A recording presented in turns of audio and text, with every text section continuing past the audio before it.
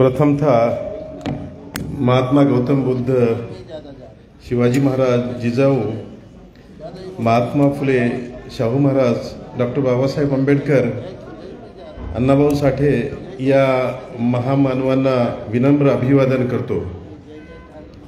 आजच्या या संविधान गौरव कार्यक्रमाच्या निमित्ताने या कार्यक्रमाचे उद्घाटक माननीय खासदार प्राध्यापक डॉक्टर फौजिया खान मॅडम, तहसीन खान साहेब, कार्यक्रमाचे अध्यक्ष पूज्य भदंत डॉक्टर उपगुप्तजी महास्तवीर, सत्कार मूर्ती मित्रवर्य सिद्धार्थ भाऊ, भगवानराव धबडगे, भीम प्रकाश गायकवाड, संतोष हंगारे, अनिता रणवीर, डॉक्टर मस्के साहेब, उषाताई मगरे, या कार्यक्रमाला आवर्जून उपस्थित असलेले माननीय माजी आमदार विजय गव्हाणे साहेब, मित्रवर्य विजय विश्वंभर गावंडे, व्यासपीठावरील सर्व मान्यवर, उपस्थित असलेले सर्व उपासक उपासिका, या कार्यक्रमाचे प्रमुख ज्यांनी हा सर्व संविधान गौरव सोहळा आयोजित केला आहे ते आमचे प्रकाशरावजी कांबळे साहेब।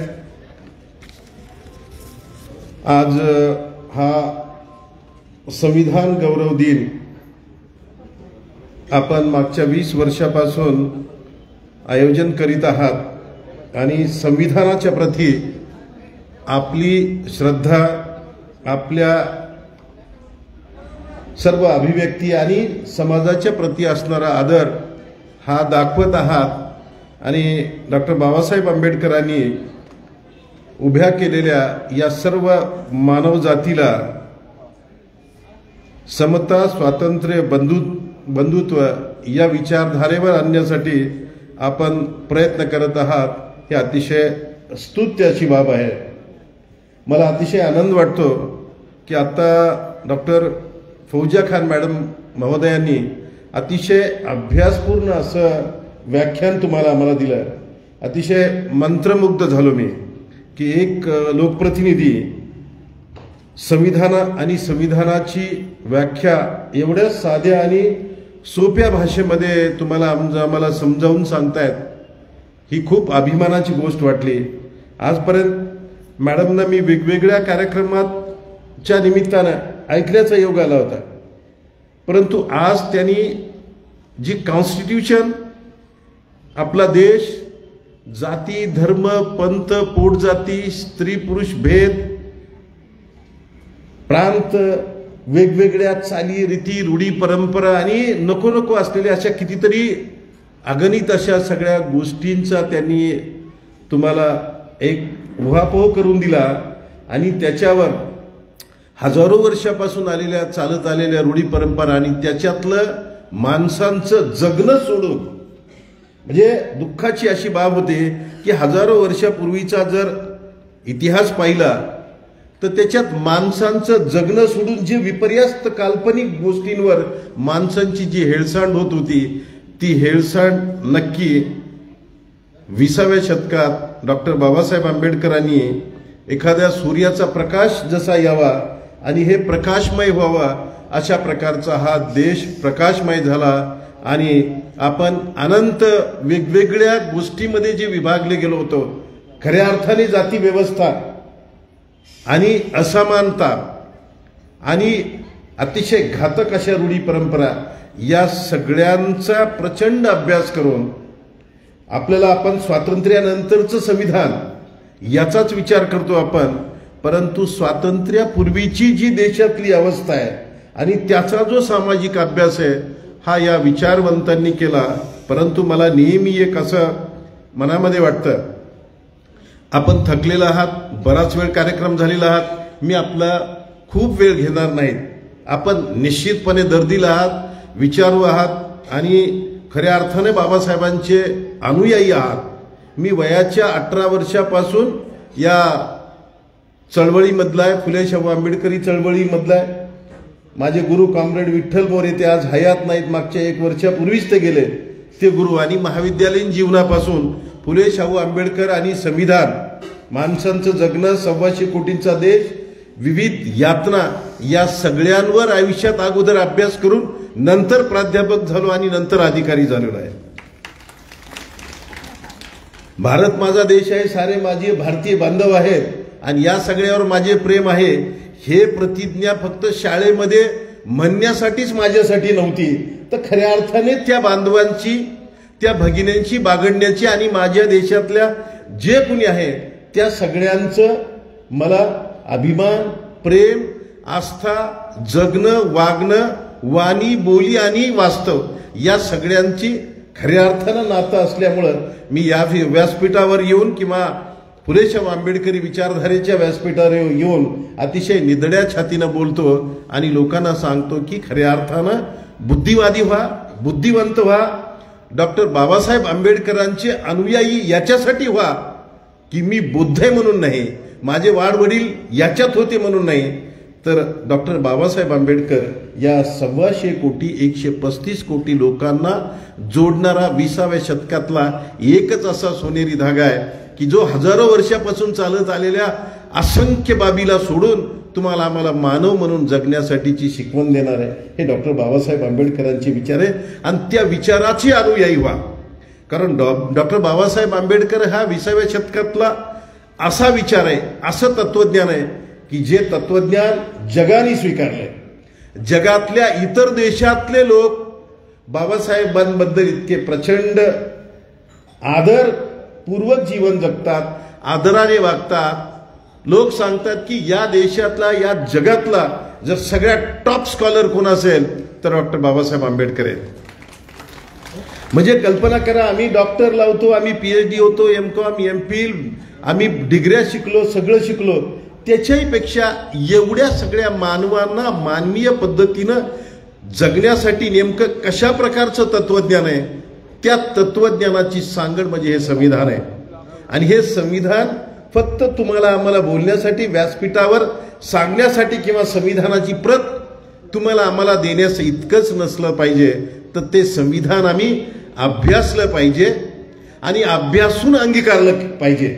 नेमकं स्वातंत्र्य, समता, बंधुता काय आहे, न्याय काय आहे, या संविधानामध्ये कोणकोणत्या बाबीचा उहापोह केलेला आहे, कोणकोणत्या बाबी ज्या हजारो वर्षापासून चालत आलेल्या आहेत त्या बाबी डॉक्टर बाबासाहेब आंबेडकरांनी नेमकं कशा पद्धतीनं त्या वर्ज केल्यात, कायद्याने त्याला कशा प्रकारचं रूप आणलंय, या सगळ्या बाबींचा तुम्ही आम्ही अभ्यास करणं आणि ते संविधान अंगीकरणं हे खऱ्या अर्थाने महत्वाचं आहे. अन्यथा संविधानाचा गौरव किंवा संविधानाची प्रत तुम्हाला आम्हाला देणे आणि तुम्ही आम्ही अंगीकृत करणे एवढंच नसून मी आंबेडकरवाद्यांना, आम्ही उपासकांना सगळ्यांना नेहमी एक सांगत असतो की जरी विविध जाती जरी समाजात असल्या, मी तर मला आठवतंय की बीड असो, मी मराठवाड्यात 20 वर्ष सेवा केली, विदर्भात 5 वर्ष, मी प्रत्येक जिल्ह्यामध्ये, गावामध्ये त्या ठिकाणी जाऊन फुले शाहू आंबेडकरी विचाराचा, तत्वज्ञानाचा प्रसार आणि प्रचार करत असतो. तशी सगळी मंडळी त्या ठिकाणी NGO असतील त्यांच्याशी संपर्कात राहत असतो आणि सामान्य माणसाला नेमकं बाबासाहेब तत्वज्ञान काय आहे हे सांगण्याचा प्रामाणिकपणे प्रयत्न करतो असतो. कारण आंबेडकरी चळवळीतल्या तुमच्या आमच्या सगळ्यांचं काय कर्तव्य असेल तर फुले शाहू आंबेडकरी चळवळीत असणाऱ्या नागरिकांच्या व्यतिरिक्त जे कुठले नागरिक आहेत, जे कुठली आमचे भारतीय बांधव आहेत, त्यांच्यापर्यंत हे तत्वज्ञान नेणं, त्यांना समजून सांगणं हे खऱ्या अर्थाने संविधानाचा गाभा आहे. अन्यथा फौजिया खान मॅडमनी सांगितलं की संविधान फक्त तुमच्या आमच्यासाठीच नाहीये, फक्त आंबेडकरवाद्यांसाठीच नाही, तर हे सर्वांसाठीचं हे तत्वज्ञान आहे. ते तुम्हाला आम्हाला अंगीकारायचं आहे आणि जोपर्यंत अंगीकारत नाहीये तोपर्यंत आपल्याला फुले शाहू आंबेडकर समजणार नाही. यासाठी आपण थोडं का होईना हे जगायला शिकलं पाहिजे. हे संविधान, याचं तत्वज्ञान, तुमच्या आमच्यातला जो भेद आहे, आपण सांगितलं की आम्ही भारताचे लोक सार्वभौम, धर्मनिरपेक्ष, त्यानंतर समतावादी, न्यायवादी, बंधुत्व अशा वेगवेगळ्या उपाध्या घेऊन आपण वारंवार बोलतो, पण समाजातल्या सर्व घटकांना ते तुम्हाला म्हणजे आम्हाला वागण्यासाठी अंगीकृत करावं लागतं. मी फक्त व्यासपीठावर व्याख्यान देणाऱ्यापैकीच नाहीये. मला आठवतंय की मी 2019ला माझ्या मुलीचं लग्न केलं. लग्न औरंगाबादला केलं, पण औरंगाबादला व्यासपीठावर ते लग्न लावत असताना सर्व धर्माचे धर्मगुरू बोलवले होते. आमचे भंतेजींना बोलवलं, त्याच्यानंतर काझींना बोलवलं मुस्लिमांचे, हिंदूचे ते ब्राह्मण त्यांना बोलवलं, शिखांचे जे धर्मगुरू असतात त्यांना बोलवलं, ख्रिश्चनांचे ते पाद्री त्यांनाही बोलवलं आणि त्यांना सगळ्यांना सांगितलं की माझ्या देशात जे काही आहे त्याच्यावर माझा गर्व आहे, मला अभिमान आहे, तुम्ही माझ्या देशातले आहात, जे काही चांगलं असेल तर तुम्ही आम्हाला आशीर्वाद द्या. लग्नाच्या पत्रिकेत सुरुवातीलाच लिहिलं होतं. मला भंतेजींनी सुरुवातीला सांगितलं की साहेब टाकसाळे साहेब पाली भाषेत आहे म्हणून बुद्धाचं तत्वज्ञान वेगळं आहे असं काही लोक समजतात. मी तर नेहमी आमच्या मित्रांना सांगत होतो हे पाली भाषेतलं मराठीमध्ये अनुवाद केला पाहिजे. मी लग्नपत्रिकेमध्ये मुलींचे असं लिहिलं, जश्ने शादी, शुभविवाह, मंगल परिणय, हॅपी वेडिंग. पत्रिका आल्यावर सगळे डोक्यावर हात मारायला, अरे काय करायला लागला म्हणे. पण जे माझे सुरुवातीपासून विद्यार्थी चळवळीतले वगैरे जे लोक होते त्यांनी सांगितलं की नाही म्हणे हे अफलातून आहे. एकच सांगतो तुम्हाला थोडक्यात, बाबासाहेबांनी तुम्हाला आम्हाला अतिशय कायद्याच्या भाषेतून सांगितलं, तुम्ही आम्ही सगळ्यांनी एकच समजून घेतलं पाहिजे की हे सगळं एकच आहे, फक्त आम्ही भाषेमुळे व्यक्त आहे. आता राहिला प्रश्न जाती व्यवस्थेचा, की सगळ्यात मोठा प्रहार हजारो वर्षापासून चालत आलेल्या रूढी परंपरा त्याला 20व्या शतकात फक्त बाबासाहेबांनी त्याचा अभ्यास करून त्याच्यावर कायदेशीररित्या त्याच्यावर नेमकं बंधन आणलं आणि तुम्हाला आम्हाला सगळ्या भारतीयांना एका धाग्यामध्ये जोडलं, जो की तो धागा हा संविधानाचा आहे. परंतु आम्ही समजून न घेतल्यामुळं ही बाग आहे. मानवाला मी नेहमी सांगत असतो की आपण थोडं विज्ञानवादी बनलं पाहिजे.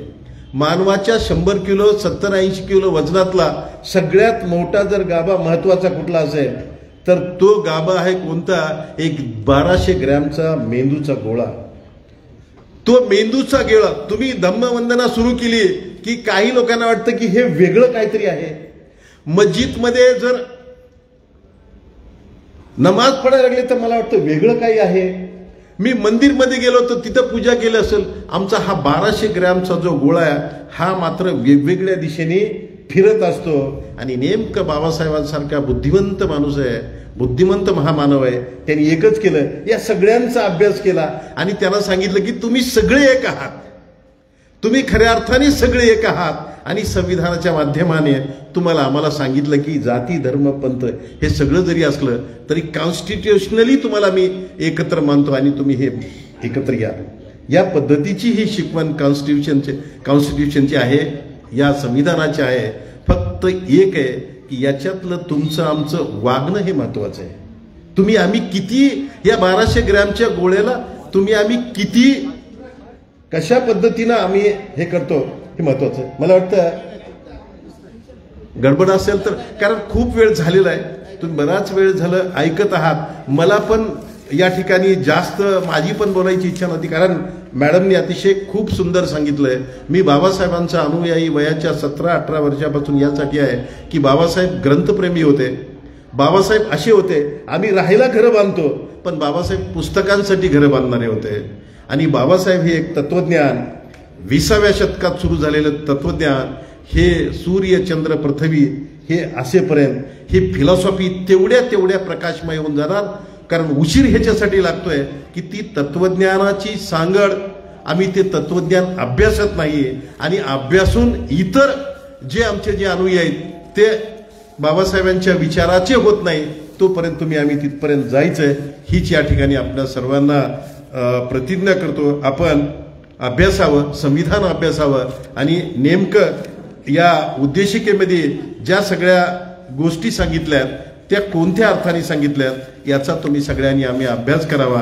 म्हणूनच तुम्हाला आम्हाला ती खऱ्या अर्थाने सामाजिक न्यायाची जी प्रेरणा आहे, मागच्या 27 वर्षामध्ये या डिपार्टमेंटमध्ये काम करत असताना मला ते समता न्याय बंधुत्व या सगळ्या तत्वांचा प्रत्येक वेळी आठवण येते. आणि समोरचा माणूस हा भारतीय आहे आणि त्याच्याबद्दलची माझी एक भूमिका ही त्याच्याशी माझी त्या भूमिकेतली असल्यामुळं किंवा न्याय बाजूनं त्याच्याशी मी वागावं, या सगळ्या तत्वांमुळं मला खूप आनंद होतो आणि समोरच्याचं जे दुःख आहे ते दुःख दूर करण्याचा मी माझ्या वतीनं प्रयत्न करतो.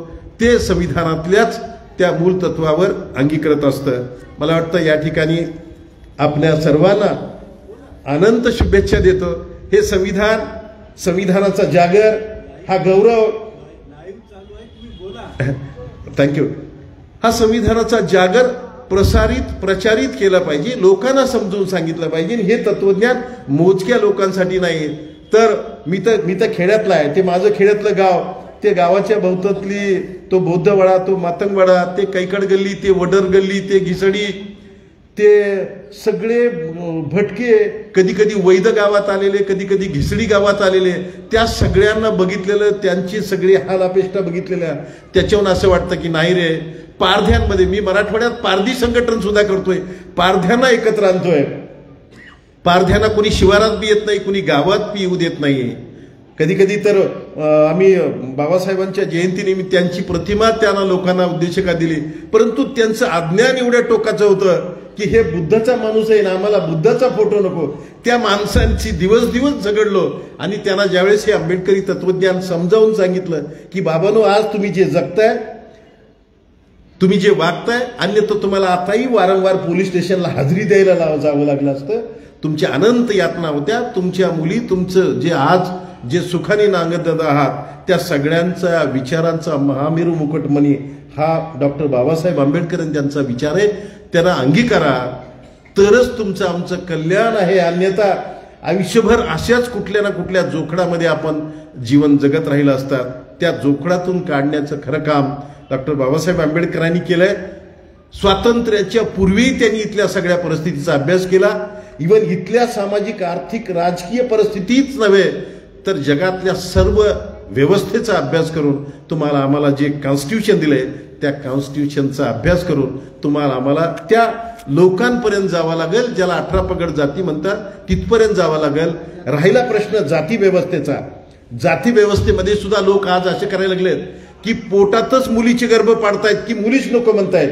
काही लोकांनी असं सुरू केलं की मुलीला हुंडा द्यावा लागेल, मुलीच्या मुळे आमचं नुकसान होईल, अशा प्रकारचे. त्यामुळे खूप मुलींचे गर्भ पाडले. आता गावोगाव मुलांची एवढी संख्या झाली आहे की त्यांना मुलीच मिळायला तयार नाही, मुलीच मिळायला तयार नाही. मी आमच्या सगळ्या मित्रांना सांगत असतो की एक स्टेज अशी येईल की या सगळ्या यांच्या परिस्थितीमुळं जाती व्यवस्था आपोआपच नष्ट होईल, कारण त्यांना मुलीच मिळणार नाही. मग काय म्हणतील, आम्हाला चालती बुद्धाची, आम्हाला चालती पारद्याची सुद्धा, आम्हाला चालती घिसड्याची सुद्धा, कारण मुलगीच नाहीये. 100-200 पोरं 100 गावामध्ये काही लोकांना मुलीच मिळायला तयार नाही. का? पोटातच मारल्या. या सगळ्या परिस्थितीमुळं मी तर म्हणतो 50-75 वर्षापूर्वी अस्पृश्यतेचा कायदा होता. आता कायद्याची गरज आहे, आता कायद्याची गरज राहिली. काळ बदललाय 2 पिढ्यामध्ये. आता मी सांगतो ना, 2 पिढ्यानंतर ते ओबीसी, SC, ST तुम्ही जे म्हणता त्याच्यामध्ये खूप काही बदल झालेला असेल आणि काळाच्या ओघात एकसंघ भारत आणि तुम्हाला आम्हाला स्वीकारण्याची किंवा काल्पनिक जातीचे किंवा काल्पनिक आमच्यावर पंथाचे जे काही प्रहार झालेले होते ते प्रहार दूर होण्याची सगळी परिस्थिती निर्माण होत आहे. फक्त कॉन्स्टिट्यूशन स्वीकारा, घटना स्वीकारा, संविधान स्वीकारा आणि त्याप्रमाणे जगायला लावा. आणि ज्यांच्यामध्ये हे अज्ञान आहे त्या घटनेच्या तत्वाचं, तिथपर्यंत ते पोचवायला लागा. खऱ्या अर्थानं आपला सर्वांचा उद्धार होईल. बराच वेळ झालेला आहे, सकाळपासून तुम्ही या सगळ्या याच्यामध्ये आहात. तुम्ही आमचा सत्कार केला. इथल्या सत्कार मूर्तींचं सगळ्यांचं अभिनंदन. असेच पुढं व्हा. कारण काय आहे, बहुजनांमध्ये सामान्यामध्ये तुम्हाला आम्हाला चांगलं बनण्याची, मॅडमला म्हणत होतो थोडा वेळ होऊ द्या, काही हरकत नाही. कारण प्रत्येकाला व्यासपीठावर यावं वाटतं, मला कुणीतरी चांगलं बोलावं वाटतं. डिप्राईव्ड म्हणजे काय, आम्हाला कुणी चांगलं म्हणलंच नाही. आमची नावं धोंड्या, पांड्या, रगड्या, धोंड्या असलीच नावं होती. कुणी आम्हाला नीट बोलायला तयार नव्हतं. मग आता अशा अवस्थेमध्ये हळूहळू ते स्टेजवर यायला लागलेत, तुम्हाला आम्हाला चांगलं बोलायला लागलेत. मग मी मॅडमला म्हणलं येऊ द्या, प्रत्येकाचा सत्कार करू, काही फरक पडत नाही. त्याला वाटतं की मला आज कुणीतरी चांगलं बोलायला लागलेलं. नेमकं काय आहे की त्याच्यातला डिप्राईव्हनेस, वारंवार जर कुणी जर बोलायला लागलं तर मेंदूच्या गळ्यावर परिणाम होतो. काय मला वाईट, खरंच मी वाईट आहे का म्हणून आरशासमोर जातो. मी वाईट कशातला आहे? माझं वाईट पण वारंवार माझ्या पिढ्यांना आलं, ते त्याच्यातच गंजले, त्याच्यातच गेले. आता कुठंतरी तुमच्या आमच्या मनावर चांगले शब्द, चांगलं हारतुरे गळ्यात पडायची वेळ आली. त्यामुळे सगळ्यांना हारतुरे देत चला, कौतुक करत चला. आणि तुम्ही आम्हीच एकमेकाला जर चांगलं म्हणायला लागलो तरच बाकीचे लोक चांगले म्हणतील. अन्यथा मग आपण पण असं करायला लागलो तर आपल्याला अशी अवस्था होईल. म्हणून आपण सगळ्यांशी एकमेकांनी कौतुकाने बोलणं, वागवणं आणि तुमच्या आमच्यातला जो डिप्राईव्हनेस आहे, डिप्रेसनेस आहे, तो काढणे आणि आनंदाने जगणे. एकदाच जीवन मिळतं, मी नेहमी सांगत असतो. एकदाच मिळालेल्या जीवनाची अवहेलना झाली नाही पाहिजे. माझे अधिकार काय आहेत, मॅडमनी सांगितलं की अधिकार मी समजून घ्या, कर्तव्य समजून घ्या. पण माझ्यावर अनाहूतपणे जर कुठला जर अन्याय, अत्याचार जर होत असेल किंवा मी मानव म्हणून आलोय तर मानवाला मला मानवासारखी वागणूक मिळाली पाहिजे, अशा प्रकारची परिस्थिती आजूबाजूला असली पाहिजे. यासाठी अभ्यासने, कॉन्स्टिट्यूशन अभ्यासने, बाबासाहेब अभ्यासने आणि त्या मानवतेच्या विचारावर जगणे. मला वाटतं या इथपर्यंत गप्पा मारल्या म्हणण्यापेक्षा तुमच्या संविधान सोहळ्याला आम्हाला हजर राहता आलं, तुम्ही आमचे सत्कार केले, त्याबद्दल आपणा सर्वांचे पुन्हा एकदा आभार मानतो आणि माझे या ठिकाणी 2 शब्द संपवतो. Thank you very much. जय भीम, जय भारत.